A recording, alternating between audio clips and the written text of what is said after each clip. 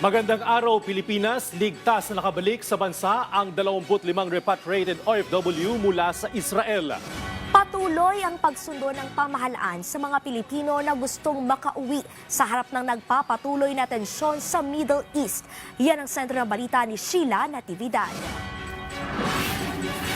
Ligtas na dumating sa bansa ang 25 Pilipino na inilikas mula sa Israel sakay ng Oman Air.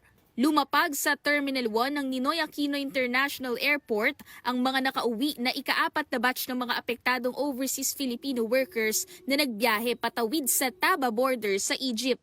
Kabilang sa mga dumating ang 24 na OFWs at isang bata.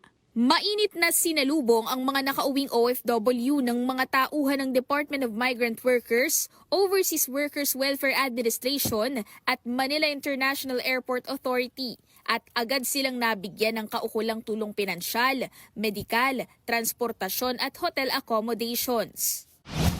Samantala, tinatayang mahigit 10,000 ng apektadong Pilipino ang nabigyan ng pagkain, temporary shelter, medical aid, transportation at financial support ng gobyerno sa ngayon. Inaasahan din nga abot sa 2,000 OFWs ang makakauwi ngayong linggo mula sa Middle East. Bukod sa libreng flight pauwi, tiniyak ng pamahalaan sa pangunguna ni Pangulong Ferdinand R. Marcos Jr. na patuloy silang magbibigay serbisyo sa mga kababayan na apektado ng gulo sa gitnang silangan.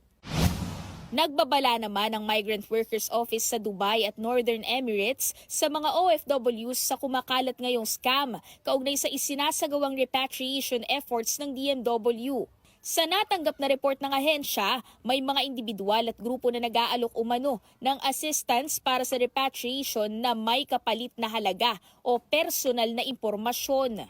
Paalala naman ng mga otoridad na tanging sa lehitimong channels lamang makipag-ugnayan ng mga OFW kaugnay ng repatriation assistance gaya ng DMW at MWO. Sheila Natividad para sa Pambansang TV sa Bagong Pilipinas.